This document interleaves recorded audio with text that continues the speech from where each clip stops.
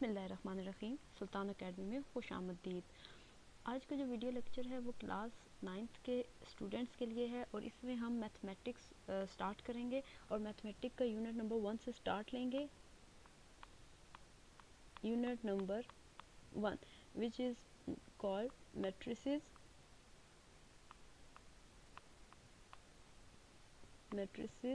And determinants. Matrices and determinants. सबसे पहले तो हम ये देख लेते हैं कि इसमें कौन कौन से टॉपिक आज की वीडियो लेक्चर में हम कवर करेंगे। तो सबसे पहले हम ये देखेंगे कि मैट्रिक्स होता क्या है और ये मैट्रिक्स और मैट्रिसेस क्यों कहा जाता है। इसके बाद हम देखेंगे कि what is meant by rose of column. Rose of matrix means matrix के रोज कौन सी होती हैं। कॉलम ऑफ मैट्रिक्स,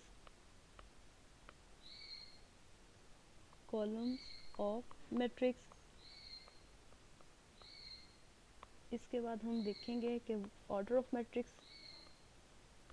क्या होता है, इसकी डेफिनेशन क्या है।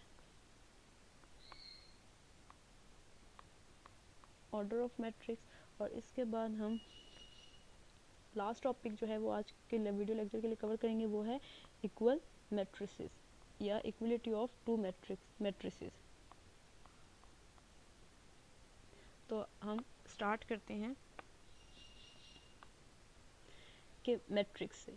अगर हम इसकी डेफिनेशन देखें मैट्रिक्स की, तो ये हमें बेसिकली ये बताता है कि अ रेक्टेंगुलर लेआउट, यानी कि एक ऐसा पैटर्न जो रेक्टेंगुलर हो। अ रेक्टेंगुलर लेआउट और अ स्ट्रक्चर्ड फॉर्मेट, यानी कि एक ऐसा पैटर्न जो स्ट्रक्चर्ड हो। Structured format used to store and display data।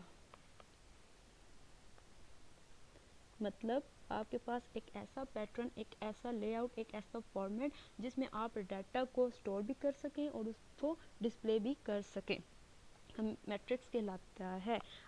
क्योंकि मैट्रिक्स जो है इसका कॉन्सेप्ट ब्रॉड है, ये डिफरेंट फील्ड ऑफ साइंसेस में यूज़ होता है। इसके अलावा ये स्टैटिस्टिक्स में भी यूज़ होता है, हम मैथमेटिक्स में भी इसको यूज़ करते हैं। तो हम मैथमेटिक्स से रिलेट इसकी डेफिनेशन देख लेते हैं कि in mathematics a formation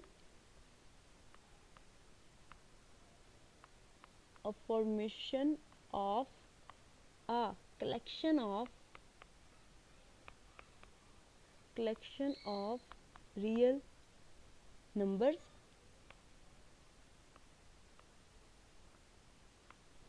and then enclosed by brackets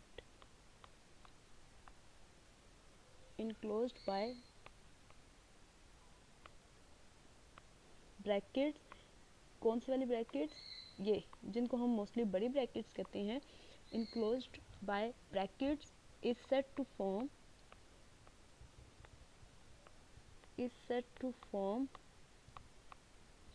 a matrix।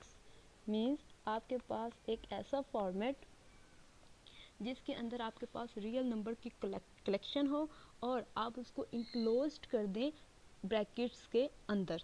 तो ये तो फिर आप कह सकते हैं कि ये आपके लिए एक मैट्रिक्स बन गई है। लेट्स सपोज मेरे पास कुछ रियल नंबर्स हैं। मैं यहाँ पे कुछ एग्जांपल के तौर पर रियल नंबर लिख लेती हूँ कि 1 2 3 -4 एंड सो फोर्थ। मेरे पास कोई भी नंबर हो सकते हैं।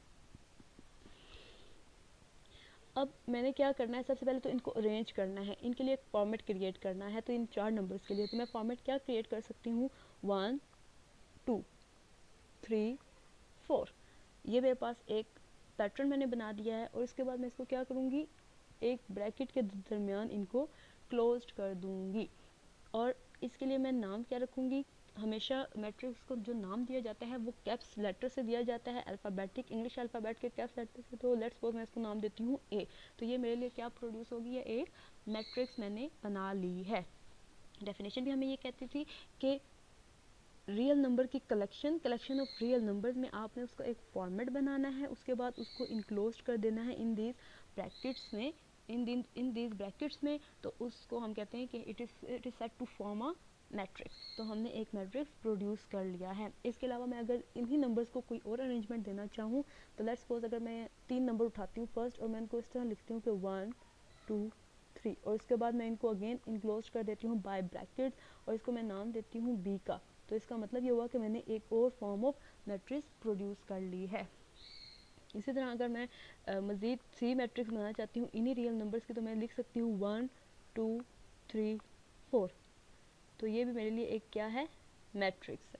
इसके अलावा अरेंजमेंट कुछ भी हो सकती है। ये दो मैंने इस तरह बनाई है। मज़ीद नंबर्स भी हो सकते हैं, और मज़ीद नंबर की भी हम मैट्रिसेस प्रोड्यूस कर सकते हैं। अब हम नेक्स्ट टॉपिक की तरफ जाते हैं, जो कि है हमारा रॉज ऑफ मैट्रिक्स।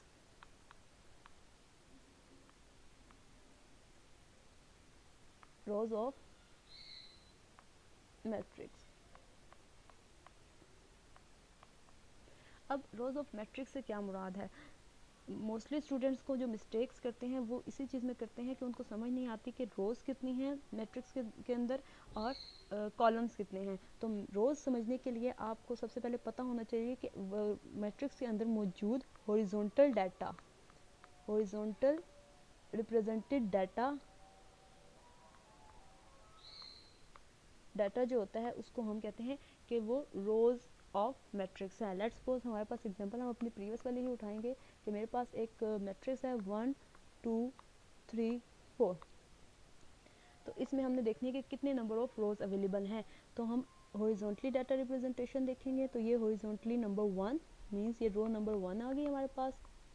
और अब हम देखेंगे कि और कितना डाटा रिप्रेजेंट हॉरिजॉन्टली किया गया है, नीचे वाला भी, तो इट्स मीन्स ये रो नंबर 2 है। तो इसमें कितनी रोज प्रोड्यूस हो गया, रो 1 एंड रो 2, 2 रोज प्रोड्यूस हो गया। तो इट्स मीन्स इस मैट्रिक्स के अंदर जो नंबर ऑफ रोज हैं वो कितनी है, 2 है।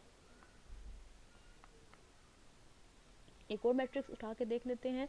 लेट्स सपोज मेरे पास मैट्रिक्स बी है जिसके अंदर डाटा जो गिवन है वो 1 2 3 है। तो हम ये देखना चाहते हैं कि इसमें कितने नंबर ऑफ रोज हैं। तो इसके लिए हम क्या करेंगे, हॉरिजॉन्टल डाटा रिप्रेजेंटेशन देखेंगे कितनी है, तो वो जस्ट 1 है, R1। तो इसका मतलब ये हुआ कि इस मैट्रिक्स के लिए जो नंबर ऑफ रोज हैं वो इज इक्वल टू 1 है।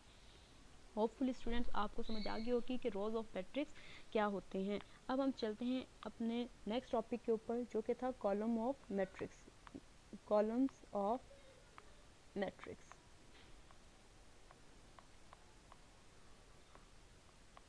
Column of matrix. अब कॉलम ऑफ जो मैट्रिक्स होते हैं वो हम कहते हैं कि आपका vertically represented data, vertically represented data जो है वो हमारे पास कॉलम्स ऑफ मैट्रिक्स कहलाता है।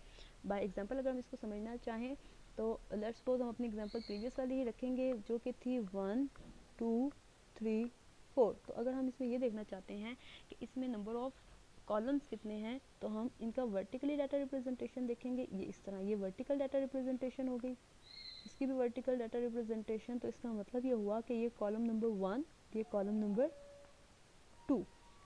तो हमारे पास इस मैट्रिक्स के अंदर जो नंबर ऑफ कॉलम्स हैं वो कितने हैं,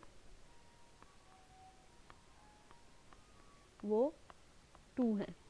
अब हम एक और अपनी एग्जांपल लेते हैं। लेट्स सपोज मेरे पास मैट्रिक्स बी है और यहाँ पर जो डाटा था वो 1 2 3 है। तो अब मैंने इस मैट्रिक्स के अंदर देखना है कि नंबर ऑफ कॉलम्स कितने हैं। तो हम वर्टिकली क्योंकि डाटा रिप्रेजेंटेशन देख रहे हैं तो हम इसके वर्टिकली डाटा देख लेंगे, 1 2 3। तो मतलब कॉलम 1 कॉलम 2 एंड कॉलम 3। तो इट्स मीन कि जो यहाँ पर इस मैट्रिक्स के लिए, मैट्रिक्स बी के लिए जो नंबर ऑफ कॉलम्स हैं वो कितने हैं, वो 3 हैं। रोज क्या होती हैं, आपका हॉरिजॉन्टली डाटा रिप्रेजेंटेशन जो है उसको हम कहते हैं कि वो आपके पास रो हैं, और जो वर्टिकली डाटा रिप्रेजेंटेशन होती है उसको हम कहते हैं कि वो आपके पास कॉलम्स ऑफ मैट्रिक्स हैं। अब जो हमारा नेक्स्ट टॉपिक है वो ये है कि what is mean by order of matrix. Order of matrix का मतलब ये होता है,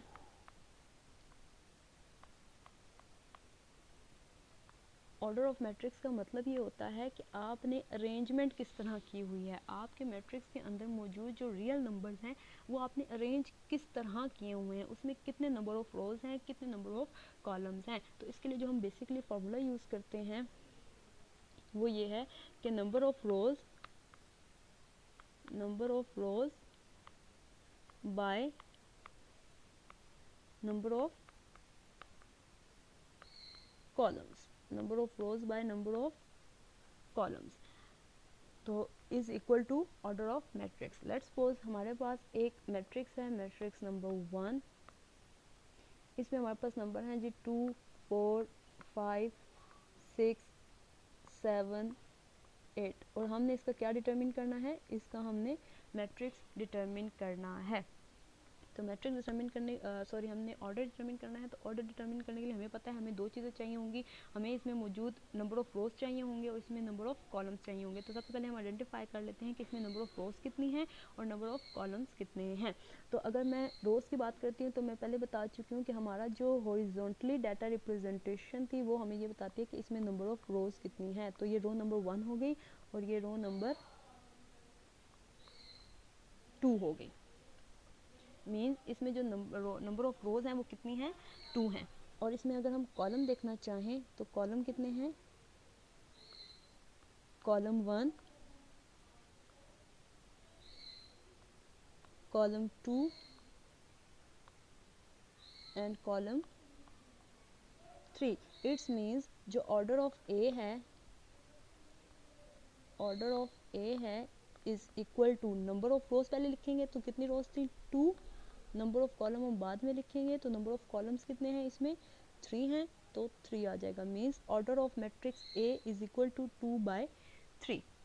हम फर्दर थोड़ी सी और एग्जांपल भी इससे रिलेट कर लेते हैं कि लेट्स सपोज हमारे पास एक और मैट्रिक्स है which is called matrix B and it is equal to 2 3 4। अब हमने इसका ऑर्डर डिटरमिन करना है। तो इसका ऑर्डर डिटरमिन करने के लिए सबसे पहले तो हमने इसकी रोज निकालनी है, नंबर ऑफ रोज। तो यहाँ पे जस्ट नंबर 1 रो है, और अगर मैं इसके नंबर ऑफ कॉलम्स निकालना चाहूँ तो ये नंबर ऑफ कॉलम 1, ये कॉलम 2 और ये कॉलम 3। इट्स मीन्स कि इस मैट्रिक्स के अंदर एक रो है और कॉलम्स कितने हैं, 3 कॉलम्स हैं। तो order of matrix B is equal to 1/3।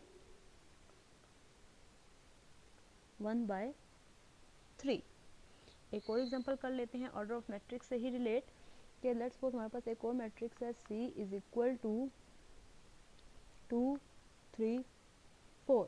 अब हमने क्या करना है, इसका ऑर्डर डिटरमिन करना है। तो हम सबसे पहले क्या करेंगे, नंबर ऑफ रोज डिटरमिन करेंगे। नंबर ऑफ रोज डिटरमिन करने के लिए हम ये देखेंगे कि इसमें हॉरिजॉन्टली कितना डाटा रिप्रेजेंट किया गया है, row number 1, row 2 and row number 3। It's means कि इसमें जो नंबर ऑफ रोज हैं वो 3 हैं। अब हमने कॉलम देखने हैं, नंबर ऑफ कॉलम्स कितने हैं, तो इसमें सिर्फ वर्टिकली जो डाटा रिप्रेजेंटेशन है वो एक ही है। तो इट्स मीन्स इसमें कॉलम कितने हैं, एक है। अब हम अगर इसका ऑर्डर देखना चाहें कि ऑर्डर ऑफ सी जो है वो किसके इक्वल है, order of C is equal to row कितनी है 3 बाय नंबर ऑफ कॉलम्स कितने हैं 2। तो ये हमारे पास आ जाएगा ऑर्डर ऑफ सी। इसी तरह आप कोई भी मैट्रिक्स आपके पास गिवन हो तो आप सबसे पहले उसमें देखेंगे कि नंबर ऑफ रोज कितनी है, फिर आप उसमें देखेंगे कि नंबर ऑफ कॉलम्स कितने हैं, तो फिर आप ऑर्डर ऑफ किसी भी मैट्रिक्स का डिटरमिन कर सकते हैं। और सी का जो ऑर्डर है वो 3/2 है। इट्स मीन्स कि सी मैट्रिक्स के अंदर 3 रोज हैं और 2 नंबर ऑफ कॉलम्स हैं, एक नंबर ऑफ कॉलम है। यहाँ पर ए आएगा, यहाँ पर एक आएगा। इसमें नंबर ऑफ कॉलम्स कितने थे, एक थे। अब हम अपना लास्ट टॉपिक करते हैं which is relate to equality of matrices. अब हम अपना जो लास्ट टॉपिक है वो देखेंगे, which is called equal matrices या equality of two matrices. Equal matrices,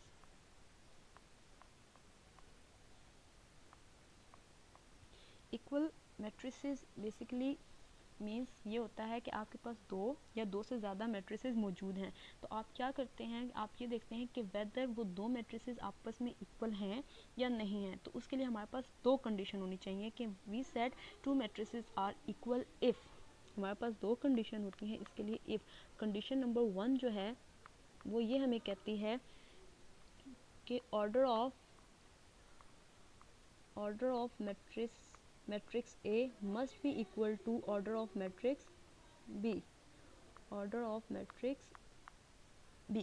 condition number 1 means कि हम दोनों मैट्रिसेस, जितने भी मैट्रिसेस हमारे पास गिवन हैं, हम उन दोनों मैट्रिसेस या दो से ज़्यादा जितने भी मैट्रिसेस हैं उनका ऑर्डर डिटरमिन करेंगे, उनमें नंबर ऑफ रोज देखेंगे और नंबर ऑफ कॉलम देखेंगे। अगर number of rows by number of columns जो हैं वो A के सेम हैं number of column by B के, तो इट्स मीन्स कि ये दोनों मैट्रिसेस इक्वल हैं। इसके बाद जो सेकंड कंडीशन है वो हमें ये कहती है कि each entry of matrices, both matrices must be same.